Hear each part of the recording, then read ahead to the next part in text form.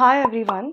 So today I want to talk about color-based discrimination and its impact on people's mental health. So what we understand about colorism is very limited. It's so deeply embedded within us that it's sometimes difficult to fully grasp its impact on each individual. When I was a child, I remember once going to the doctor and asking him if he could give me a medicine that would make me fair, and he just laughed about it. My mother was also there, so she too laughed it off. But when I look back on that, it doesn't make me laugh. It makes me very concerned that if a little child, I think I was 9 years around at that time, if a little child really wanted to change her skin color, then there's definitely something wrong with the environment that she's growing up in. And that's how it was. There were people who would come up to me and constantly compare me with my mother's skin color. So my mother is a little more fairer than me, so they would compare and they would keep asking me why didn't I inherit her skin tone. And they would also give me tips to change my skin color and make it a little more fairer. And this is not just my experience. I think a lot of people must have gone through this. Brown skinned people who constantly, even now, brown skinned people hear these comments that they are shamed for their skin tone and they're asked to kind of change it and better their skin tone, make it fairer. There's this Hindi song, Hum Kale Hai To Kya Dil Wale Hai. And the message this song gives is that your dark skin is something that you can't change and there's a flaw. So work on your other aspects of your life, work on becoming a better person or other things that can maybe that's more important. Right. So, and this is something that in general also people are told that, oh, it's okay. I know that, you're dark skinned and what if you're not pretty? So we assume that dark skin is equal to not pretty and not desirable. And then we tell them that, no, no, study well or do this, do that, and that will get you, people will look up to you or people will give you attention. Right.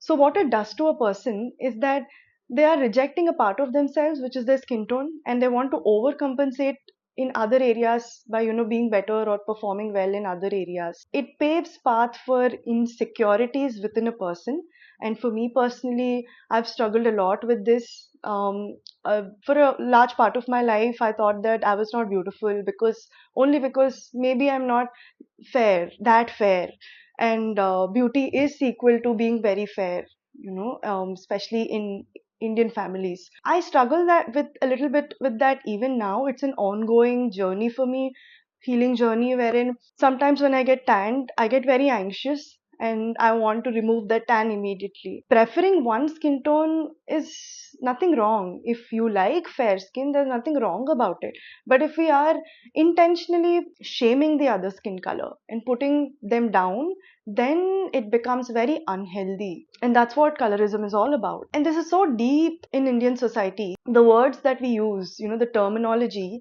that purity is always referred with something white, and impurity is always the darkness. The dark is impure. We may not realize when we are using these terms, but somewhere the subconscious notes all of these things down. Constantly, there would be a battle inside wherein you're putting yourself down. The brown skinned people. There are different skin tones in India, there's diversity, but for the most part, Indians are brown skinned. Let us also briefly understand how did this start.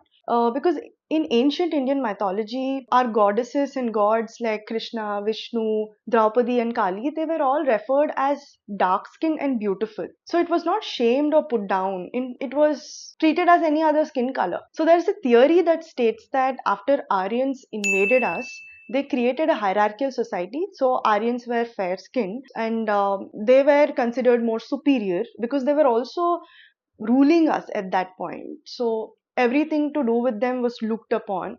And the Dravidians were ill treated and they were shamed for their skin color and put down upon.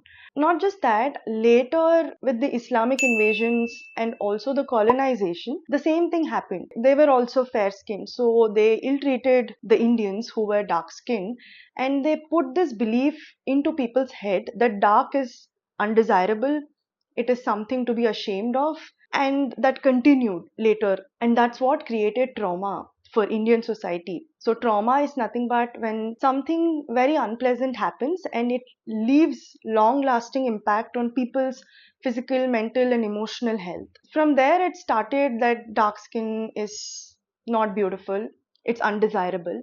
And later, the caste system reinforced this belief, which is why I think even in current times, a fair skinned person generally is assumed to be coming from a very good background, as in their upper caste, they may be coming from an upper caste or they're financially very well to do. So we just happen to assume that. And that's also because of this belief that later was reinforced by caste system. And caste system also created that sort of hierarchy. People from the lower caste were doing menial jobs, so they were a lot more under the sun, because of which they were more darker and they were continued to be mistreated for a very long time. And that's how caste system also perpetuated this color based discrimination, and this led to intergenerational trauma. Now what does this mean? It's nothing but when a certain generation underwent trauma and they pass down this experience and this belief system to the next generations. That's how the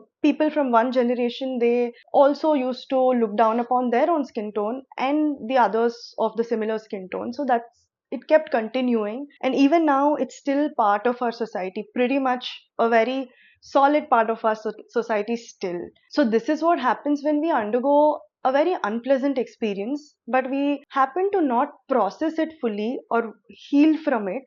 We tend to project those experiences and those insecurities onto other people, which is why a lot of brown skinned people tend to shame the other brown skinned people, if you have noticed that. And we wonder why they are doing this, because they are also brown, no?